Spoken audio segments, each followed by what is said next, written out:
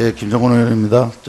청년 실업률이 9.2%를 넘어서고 있고 체감은 한 25% 달한다니까 사실 뭐 국가 재난 수준이 아닐까 이렇게 생각을 해보게 됩니다. 해외 취업과 관련된 문제를 조금 의견을 좀 드리면은 해외 취업이 사실상 이제 지난 정부에서 추진을 하겠지만 실효성은 사실상 그다지 커 보이지는 않는 것 같습니다. 실제적으로 보면 2017년 고용노동부 실태조사 결과를 보면 2016년까지 4년간 해외 취업자 중 3년 이상 해외 체류 중인 사람은 27.6%, 173명에 불과하다는 것이죠.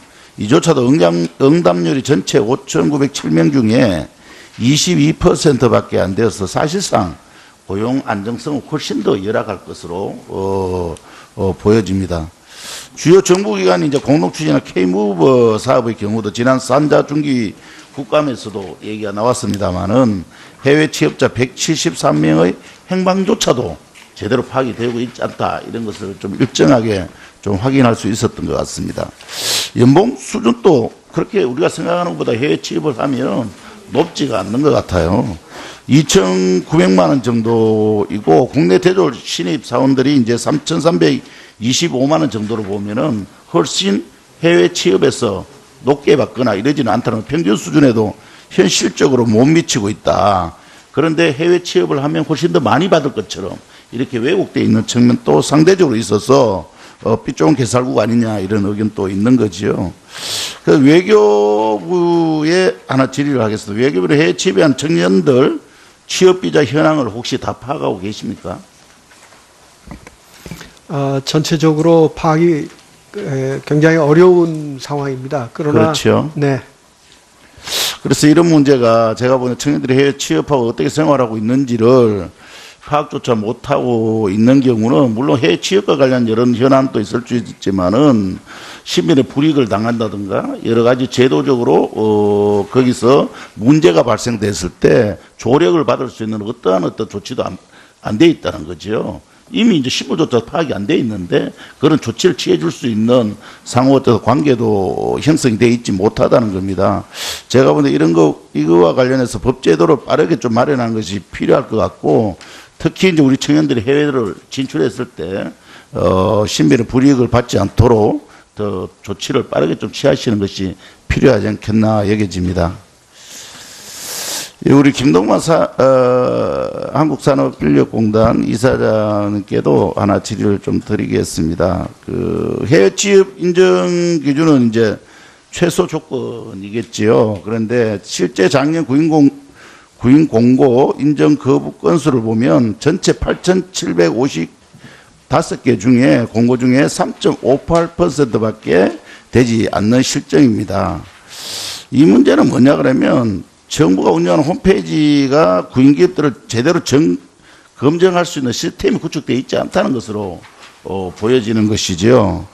그래서 해외 취업은 청년 실업을 해결하는 근본 해법이 아니기도 하지만은 국내에 양질의 일자리를 창출하고도 있지 못한 이런 상황입니다. 이런 부분들에 대해서 좀 조치를 좀 강화해야 될 것으로 보여지는데 좀 어떻게 판단하고 계십니까? 예, 기업 회원 가입 신청 시에는 홈페이지 가입 자체를 제한적으로 방법으로 엄격히 지금 현재 검증을 거치고 있습니다.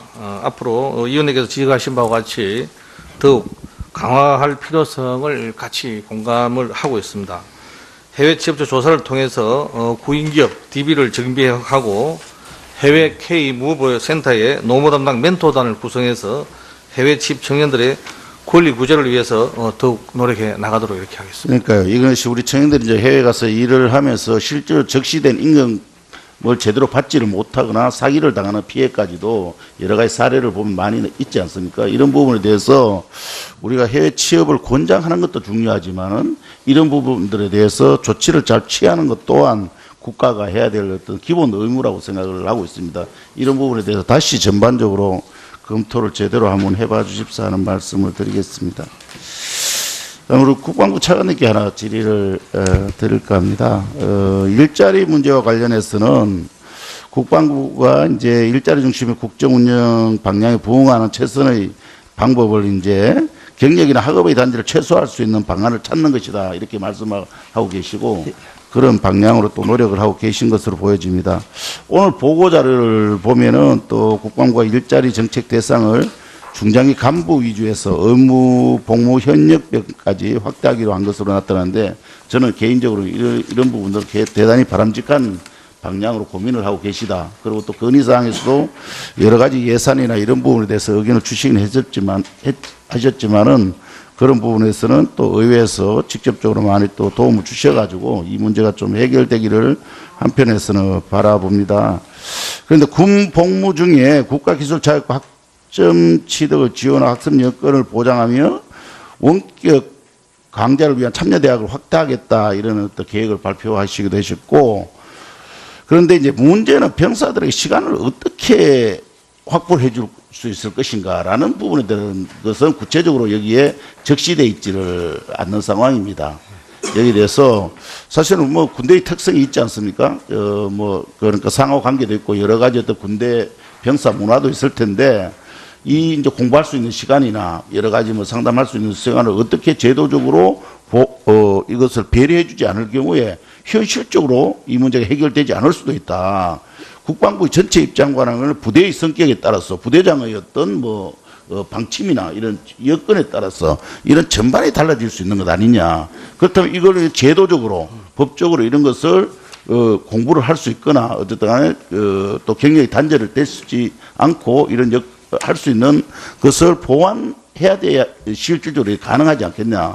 이렇게 얘기지는데 이 부분에 대해서는 좀 어떻게 생각하시는지요? 예, 국방부는 장병들에게 일과 이후나 공휴일에 최대한 휴무를 보장하는 것을 기본 입장을 하고 있습니다. 특히 2014년 하반기 이후에는 병사 생활관에서 장병들이 교육훈련이 끝나고 나면은 퇴근하는 개념으로 저희가 현재 운영하고 있는데요. 앞으로 국방개혁 2.0 계획을 해서 저희가 병영문화 개혁을 중요한 문제로 생각하고 있는데 그 부분에 이 내용들을 더 담아서 저희가 아주 적극적으로 추진해 나가겠습니다. 예. 그 말씀 적극적으로 그래 하시면 될 것 같은데 그래서 실제적으로 병사들이 이제 기술을 연마하거나 학습을 할 수 있는 구체적인 어떤 시간 보장 방침들을 마련하셔가지고 의견을 좀 구체화시켜 주셔야 된다. 그렇게 하겠습니다. 예. 자, 우리 김종훈 의원님 수고 많으셨습니다. 다음은 우리 존경하는 우리 임종성 의원님 질의해 주시기 바랍니다. 예, 서주석 국방부 차관에게 질의하겠습니다. 저는 이 경기도당에서 청년위원장도 했었고 지금 경기 강주울의 국회의원 임종성입니다. 오늘 국방부 업무보고에서 언급된 바와 같이 장병들이 최대 고민은 전역 후 진로 문제라고 생각됩니다.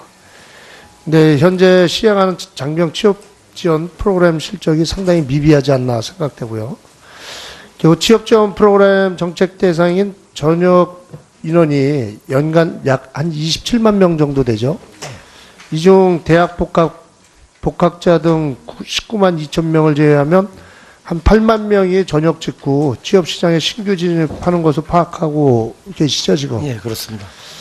예, 이중 전역 예정 장병 취업 박람회를 통해 매년 취업된 인원은 연간 1,300명으로 파악되지만 전체 대상 중 1.64%에 그치고 있고 또 구직구직 만남이나 창업 설명회 등을 통해 취업된 인원은 1.25%에 불과합니다. 그래서 본 의원은 기존의 법제도 및 전역 지원 프로그램에 중장기 간부 위주로 설계되어 있기 때문에 전역 직후 취업 시장에 신규 진입하는 약 8만 명의 전역 장병에 대해서 국방부가 좀 더 적극적으로 취업 프로그램에 대해서 정책을 수립하고 추진해야 된다고 생각합니다. 특히 이미 고등학교를 졸업해서 바로 취업 시장에 신규 진입하는 장병 6만 2,530명에 달하는데 여기에 대해서 국방부가 이 부분에 대해서도 좀 더 관심을 가질 필요가 있다 생각하고요. 그리고 오늘 국방부가 보고한 개선 방향 중에 이런 측면에서 구체성이 좀 떨어지고 소극적인 정책으로 보이는데 차관님 생각은 어떠신지 의견을 주십시오. 예, 의원님께서 말씀하신 바와 같이 그동안 국방부는 주로 전역 간부들에 대한 지원 중심으로 이 일자리 지원 정책을 했었습니다. 그런데 작년 이후에 전역 병사들에 대해서도 저희가 적극적으로 그 대안을 만들고 있습니다. 다만 그러한 그 제도들이 현재까지는 시범적인 사업 정도밖에 되지 않고 그 결과 위원님 말씀하신 대로 아주 취업 성공률이 낮은 것이 상황입니다. 저희가 이와 관련해서 이 시범적인 사업을 좀 더 확대해서 많은 사람들이 혜택을 받을 수 있도록 하고 저희가 그것에 따라서 취업에 성공하는 것도 좀 늘 수 있도록 하는 그런 작업을 하겠습니다. 또한 군 간부의 경우에도 현재 사회에서의 취업 성공률이 60%인데 전역 간부는 53% 정도 낮습니다. 저희가 그 부분에 대해서도 계속해서 관심을 기울여서 이 장병 일자리 마련에 적극 노력하겠습니다. 예, 그 전역 병사에 대해서도 좀 더 적극적으로 대처해 주시고요. 예, 알겠습니다. 그 외교부 조현 이 차관님하고 서주석 국방부 차관님한테 함께 질의드리겠는데, 해외 공간에 보면 저 대사관이나 이 공사에 보면은 이 직원 채용이 있어요. 근데 이제 언어나 이런 게 이제 원활하게 되면 좋은데 그렇지 않고 이제 해외에서 이제 이 직원을 채용하다 보니까 실질적으로 그 외국인들은 이 한국어를 잘 못해요. 그래서 이거를 그 해외 동포들 자녀들을 대상으로 해서 이 요즘 군복무 대체를 사회복무요원이라 그러잖아요. 사회복무요원을 이 대처하는 방안을 좀 한번 연구를 해봐도 실질적으로 해외 동포들한테 큰 도움이 되지 않을까 생각되고, 군 생활을 굳이 국내까지 들어오지 않고 거기에서 할 수도 있고, 또 저 민원인들한테는 언어가 일단 통하니까 좋지 않을까 생각되는데, 요거에 대한 짧은 답변 좀 부탁드리겠습니다. 제가 먼저 잠깐 말씀드리겠습니다. 그 사회복무요원 제도는 현재 병무청에서 운영하고 있는데 그 제도 개선을 한번 저희가 적극 검토해 보겠습니다. 네. 네, 저희 외교부로서는 그런 제도가 마련되어서 그 우리 재외 국민의 자녀가 그 능력을 갖춘 자녀가 재외 공간에서 일할 수 있게 된다면은 적극적으로 이를 검토하고 또 잘 활용하도록 하겠습니다. 이게 이제 해외 동포들하고 간담회에서 이제 나온 의견이고 그러기 때문에 실질적으로 제가 질의하고선 여기에서 끝내지 말고 해당 부처하고 좀 한번 심도 깊게 의논을 해주시면 상당히 이게 전 세계적으로도 괜찮을 것 같습니다. 그래서 좀 심도 깊게 검토 좀 해주시고요. 마지막으로 우리 서주석 차관님께 자료 요청 하나 드리겠습니다. 해외의 경우 이제 청년 전역 장병에 대한 취업 지원 프로그램을 어떻게 운영하는지 이 부분도 함께 살펴볼 필요가 있다고 생각하는데, 이에 대한 자료를 좀 의원실로 좀 보내주시기 바랍니다. 네, 알겠습니다. 예. 예, 김정곤 의원입니다. 청년 실업률이 9.2%를 넘어서고 있고, 체감은 한 25% 달한다니까 사실 뭐 국가 재난 수준이 아닐까 이렇게 생각을 해보게 됩니다. 해외 취업과 관련된 문제를 조금 의견을 좀 드리면은, 해외 취업이 사실상 이제 지난 정부에서 추진을 하겠지만 실효성은 사실상 그다지 커 보이지는 않는 것 같습니다. 실제적으로 보면 2017년 고용노동부 실태조사 결과를 보면 2016년까지 4년간 해외 취업자 중 3년 이상 해외 체류 중인 사람은 27.6%, 173명에 불과하다는 것이죠. 이조차도 응답률이 전체 5,907명 중에 22%밖에 안 되어서 사실상 고용 안정성은 훨씬 더 열악할 것으로 보여집니다. 주요 정부기관이 이제 공동추진한 K-무버 사업의 경우도 지난 산자중기 국감에서도 얘기가 나왔습니다만은 해외 취업자 173명의 행방조차도 제대로 파악이 되고 있지 않다, 이런 것을 좀 일정하게 좀 확인할 수 있었던 것 같습니다. 연봉 수준도 그렇게 우리가 생각하는 것보다 해외 취업을 하면 신변의 불이익을 받지 않도록 더 조치를 빠르게 좀 취하시는 것이 필요하지 않겠나 여겨집니다. 우리 김동만 한국산업인력공단 이사장님께도 하나 질의를 좀 드리겠습니다. 그 해외 취업 인정 기준은 이제 최소 조건이겠지요. 그런데 실제 작년 구인 공고 인정 거부 건수를 보면 전체 8,755개 중에 공고 중에 3.58%밖에 되지 않는 실정입니다. 이 문제는 뭐냐 그러면 정부가 운영하는 홈페이지가 구인기업들을 제대로 검증할 수 있는 시스템이 구축되어 있지 않다는 것으로 보여지는 것이죠. 그래서 해외 취업은 청년 실업을 해결하는 근본 해법이 아니기도 하지만은 국내 양질의 일자리를 창출하고도 있지 못한 이런 상황입니다. 이런 부분들에 대해서 좀 조치를 좀 강화해야 될 것으로 보여지는데 좀 어떻게 판단하고 계십니까? 예, 기업 회원 가입 신청 시에는 홈페이지 가입 자체를 제한적으로 방법으로 엄격히 지금 현재 검증을 거치고 있습니다. 앞으로 위원님께서 지적하신 바와 같이 더욱 강화할 필요성을 같이 공감을 하고 있습니다. 이 예산이나 이런 부분에 대해서 의견을 주시긴 하셨지만은 그런 부분에서는 또 의회에서 직접적으로 많이 또 도움을 주셔가지고 이 문제가 좀 해결되기를 한편에서는 바라봅니다. 그런데 군 복무 중에 국가기술자격과 학점 취득을 지원하고 학습 여건을 보장하며 원격 강좌를 위한 참여대학을 확대하겠다 이런 어떤 계획을 발표하시기도 하셨고, 그런데 이제 문제는 병사들에게 시간을 어떻게 확보를 해줄 수 있을 것인가라는 부분에 대한 것은 구체적으로 여기에 적시되어 있지를 않는 상황입니다. 여기에 대해서 사실은 군대의 특성이 있지 않습니까? 그러니까 상호 관계도 있고 여러 가지 어떤 군대 병사 문화도 있을 텐데 이 이제 공부할 수 있는 시간이나 여러 가지 상담할 수 있는 시간을 어떻게 제도적으로 이것을 배려해주지 않을 경우에 현실적으로 이 문제가 해결되지 않을 수도 있다. 국방부의 전체 입장과는 부대의 성격에 따라서 부대장의 어떤 방침이나 이런 여건에 따라서 이런 전반이 달라질 수 있는 것 아니냐. 그렇다면 이걸 제도적으로 법적으로 이런 것을 공부를 할 수 있거나 어쨌든 간에 또 경력이 단절을 되지 않고 이런 할 수 있는 것을 보완해야 돼야 실질적으로 가능하지 않겠냐.